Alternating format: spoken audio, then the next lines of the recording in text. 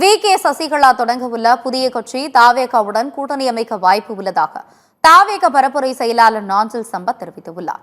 தென்காசியில் செய்தியாளர்களை சந்தித்த அவர் வைகோவை கடுமையாக விமர்சித்தார்.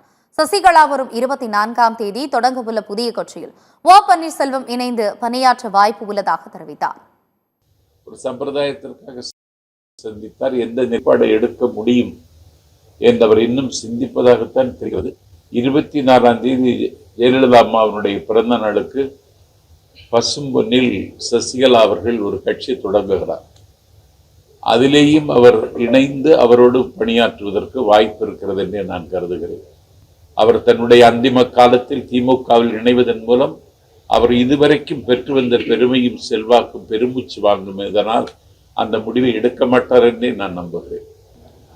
எந்த பறவையும் முட்டைக்கு திரும்புவது,